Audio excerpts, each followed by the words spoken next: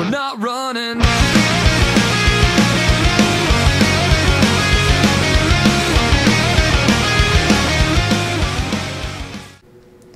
Hello Mavericks. Today I'm going to demonstrate to you how to find the derivative, the second derivative, and the antiderivative. Okay, let's begin. I'm given this function f of x equals x cubed plus 2x squared plus 3. Okay. That function, let me sketch a quick graph of that function. It's going to go up, down, on the y, and up again. Okay, so I'm gonna demonstrate how to find the derivative of this. So let me draw a quick x and y. Okay, so let's find the critical points of this function. I'm given this, I know there's a maximum right here, and I know there's a minimum right here. So that means for wherever there's a max or min on this original function, there's going to be, those points are going to be translated to the derivative as roots or zeros. So there's going to be a root over here, so right here, and there's going to be another root right here. Okay, now we got to find out where it's going to be positive or negative for the derivative. Okay, so let's look at the original function. From negative infinity to this point, it's increasing, which translates for the derivative, wherever the derivative of f of x is greater than 0, that's where f of x will be increasing. This is increasing, so over here it's going to be positive, which is going to be above the x-axis. You could draw a line going downwards, or it could go downwards like this or like this. It doesn't matter. We don't actually know how it's really going to look like, but all I know that it's going to be in the positive side.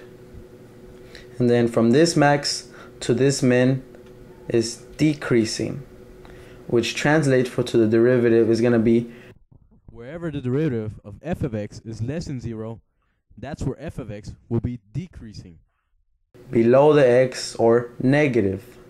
So you could just keep going downwards. Okay, now we know, let's find the final piece for this derivative. So from this minimum all the way to infinity is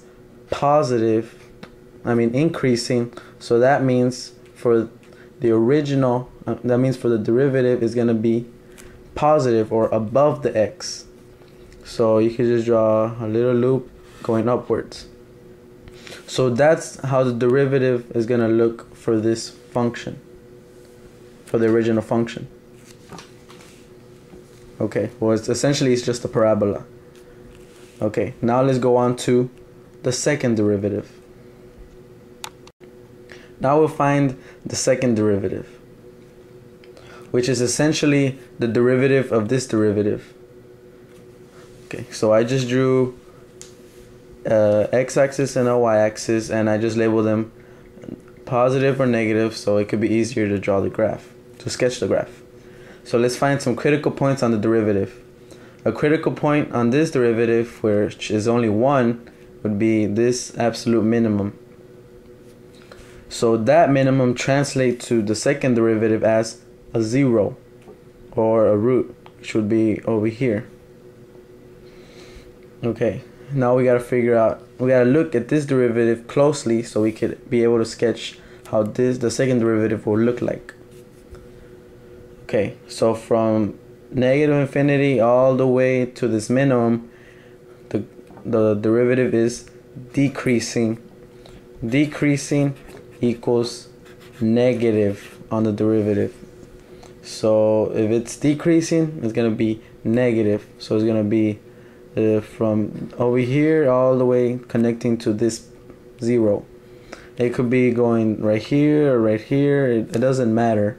We're just sketching the graph. We're not actually finding an accurate way to sketch it.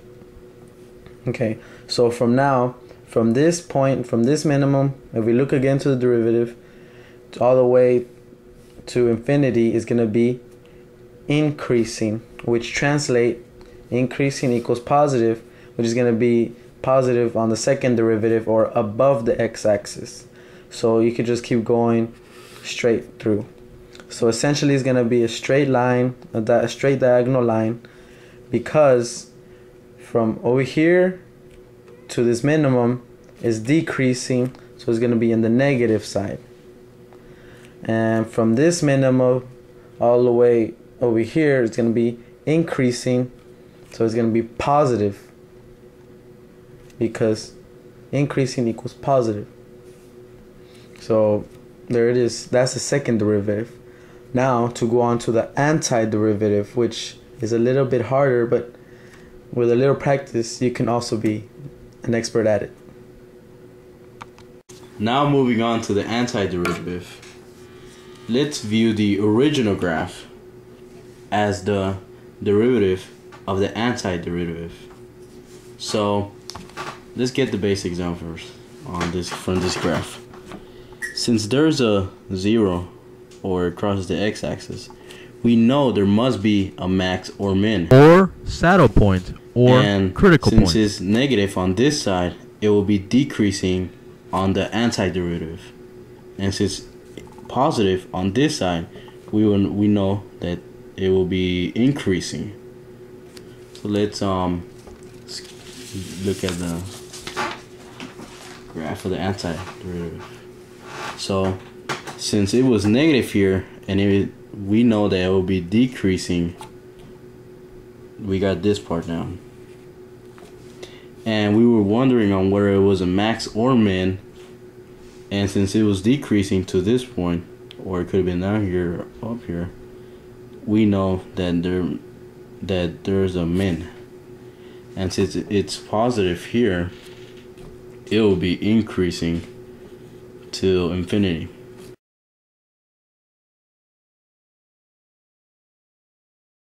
Okay, Mavericks, so I have demonstrated to you how to find the derivative, the second derivative, and the antiderivative.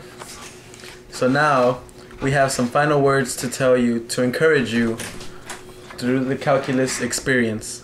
Let's go!